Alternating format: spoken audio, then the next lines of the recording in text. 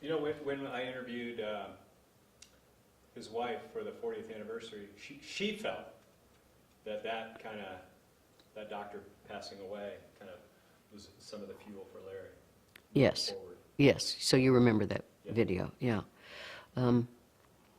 We didn't know that, well, there were a lot of new drugs when Larry came to Indiana that were just still in clinical trials. Adriamycin, cisplatin, bleomycin,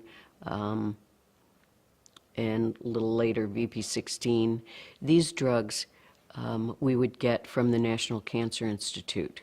We would have to call Mrs. Gladstone to get the drugs because we were always worried that the drugs were not going to get there in time because we were trying to treat these patients on a schedule every 3 weeks and we needed to have our drugs. And one of the sort of semi-humorous things that happened was Larry would call for the drugs and to say, you know, is our shipment in the mail kind of thing. And this person told Larry that, well, they filled the small orders first. Not, in other words, not, you know, holding back on drugs in a sense, people who were doing larger trials. So, you know, it's always the smallest cog in, you know, wheel that causes problems because they don't really understand that somebody doing a large clinical trial may need more drugs than just onesie-twosies out there. But I ordered drugs, I gave the chemotherapy, I kept the records, I saw patients on follow-up visits, you know, like every other visit as we got busier and busier.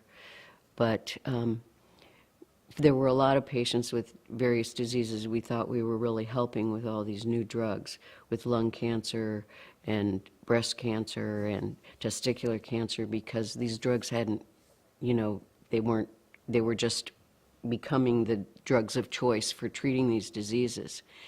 And then at about 2 years, these patients would start to relapse.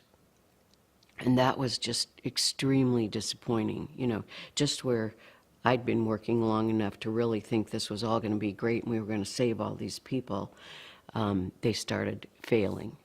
And that continues with a lot of diseases today, although there are a few more drugs now that are helping.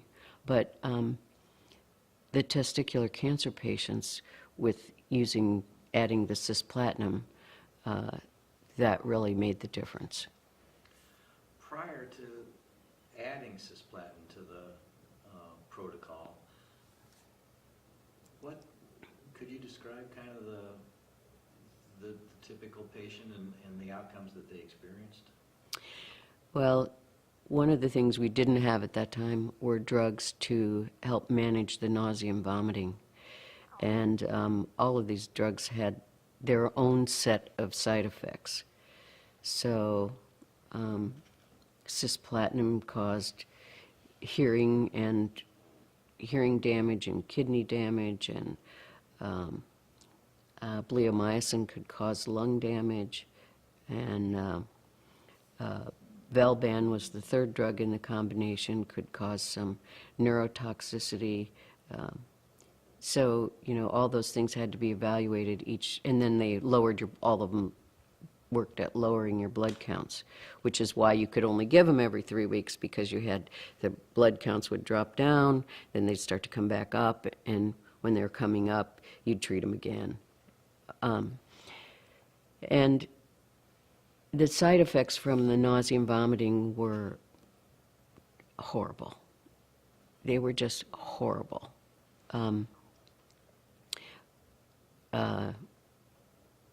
John can tell you that I can remember walking into his room, and because I was always associated with the nausea and vomiting, John said to me, "Becky, could you step away from the bed?" Because it was just my presence, my odor, whatever, you know, that it just made him sick just to look at me, you know. And that was not that unusual. But we learned how to manage the side effects of these drugs over time, and it's a lot better than it was before. Particularly for testicular cancer. For some of the other diseases, there's still a lot of side effects like the leukemias and things like that. How did